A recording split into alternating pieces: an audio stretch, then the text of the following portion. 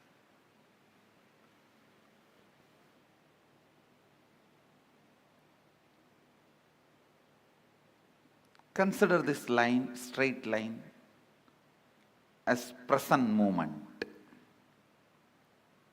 Now, every thought happens between past and future. Please listen. Actually, from morning I am giving you different truths about time. Now all those zigzag puzzles will fall in place if you just grasp this one. All thoughts, it can be as simple as feeling like having a cup of tea, or as complicated as politically strategizing for some victory. It can be as simple as wanting to have a cup of coffee, or as complicated as political strategizing for some victory. Any thought, thought means movement between past and future. Thought means nothing but you move to the past and future. This is past. Let's consider this as past, and this as future.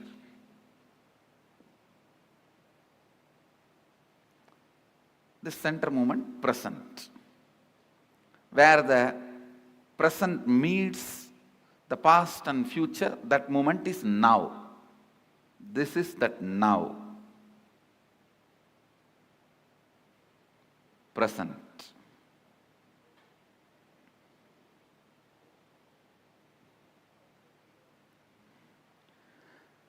Understand, if these lines symbolically represent time, means this board is the space.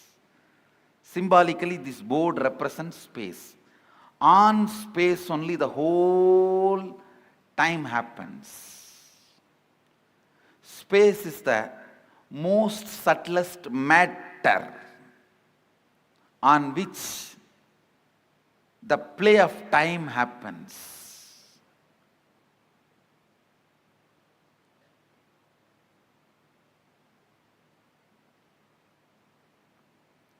Just understand this example.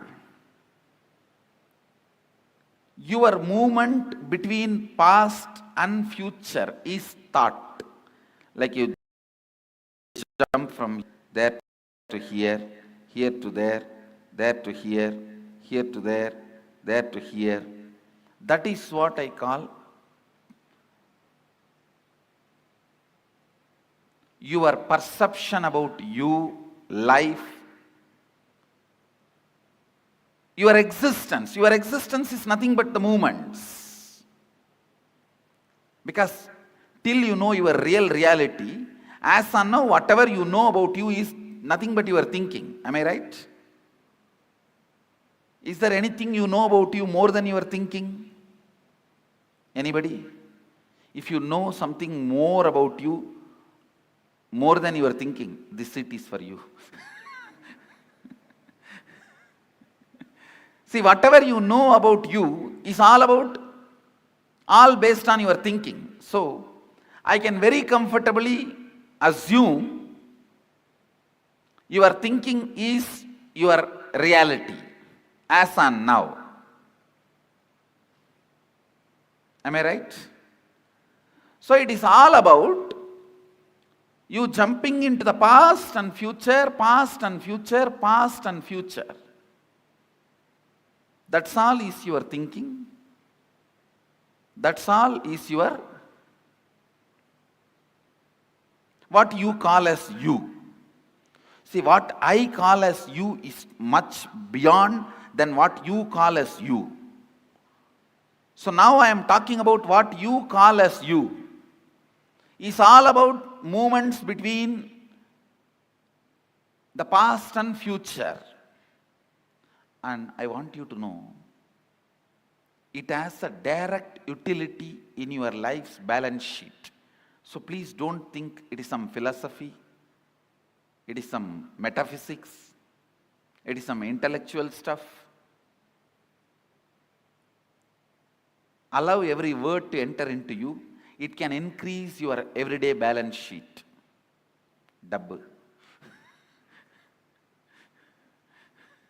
It can increase your everyday balance sheet. So allow this understanding to set into your system. I can make you alive. Listen. Your will can never be against the will of the cosmos. Your will can never be against the will of the planets. Your will can never be against the will of the universe. Because you have not willed, planets continue to do their allotted responsibility. If you will, they always come to you. Listen, in 3 ways they come to you. If you are praying, they come to you as God. If you are declaring, they come to you for negotiation table. If you are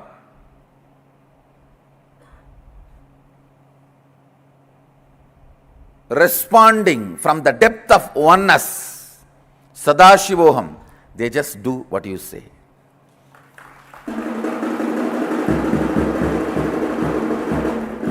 Understand, please understand, the will which you have.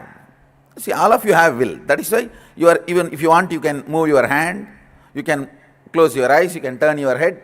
Whatever will you have to run your body and your mind, this will and the cosmic will which runs the sun, moon, planets, these two only quantitatively differ.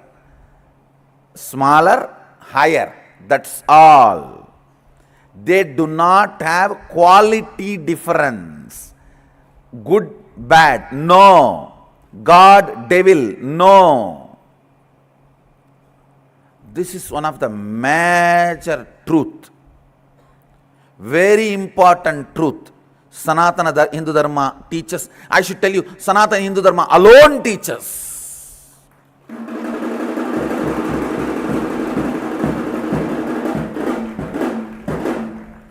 Whole Upanishad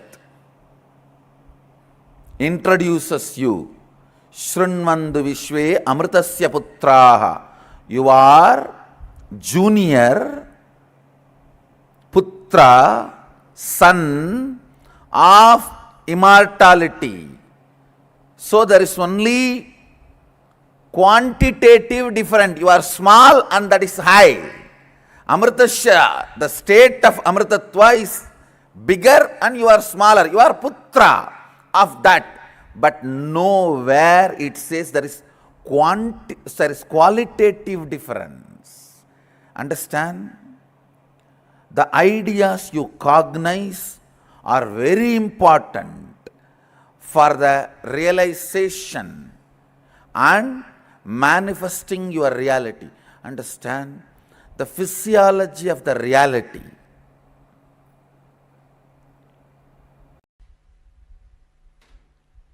That is the reason I want you to understand the first layer and second layer past.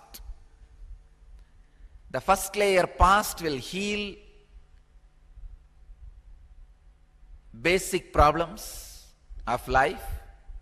Second layer past will enlighten you and infuse tremendous energy and joy in you.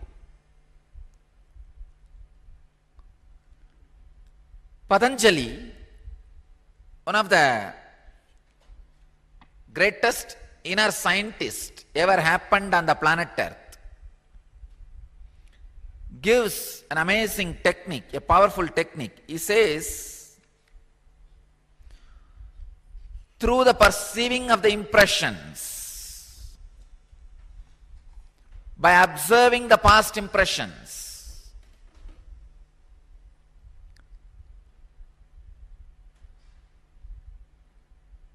you can achieve the past life memory.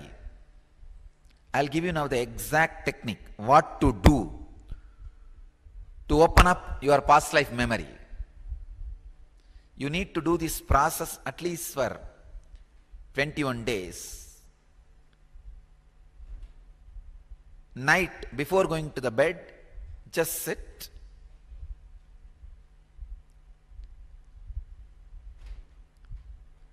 Start going back in your life. Please understand. Night 8 o'clock, if you are sitting for this meditation, start from the moment you woke up from the bed, maybe morning 5 or 6 o'clock you wake up. From that time start, 6, then 7, then 8, then 9. From morning, just come down. Just not rethinking, reliving. I am not asking you to rethink, no. I am not asking you to review, no. I am asking you to relive. From morning, come down to this moment, and same way, second, from this moment, go back to morning. Please understand. You need to do two things. First, sit, relive. Morning 6 o'clock, you woke up.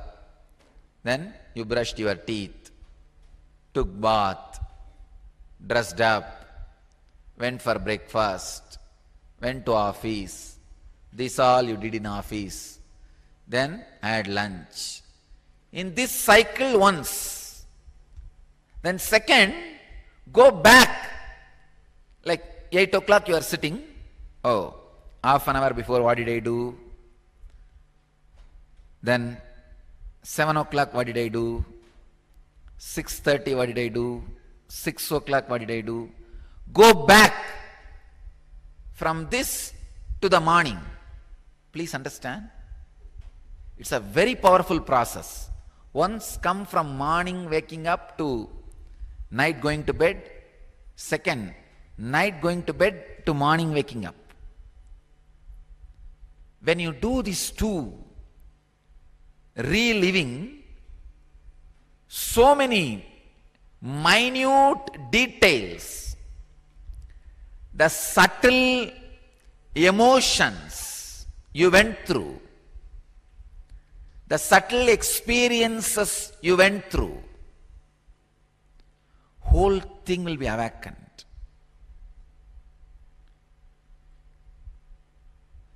I can say, I can actually assure, within 21 days,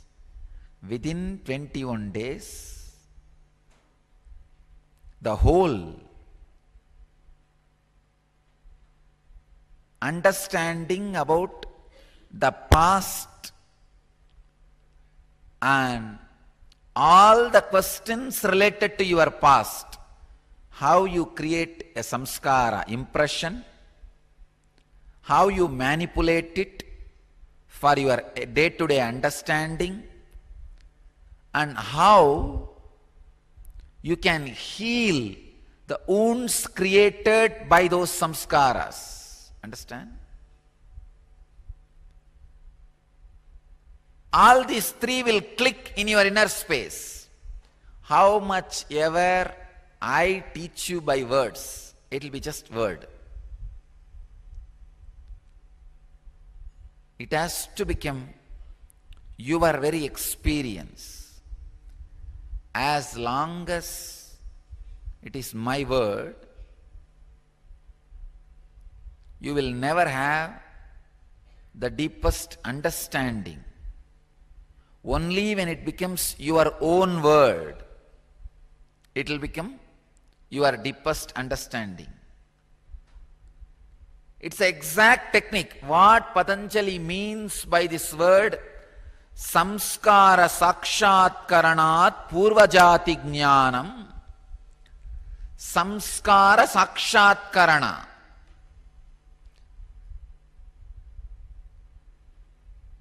samyama on samskara.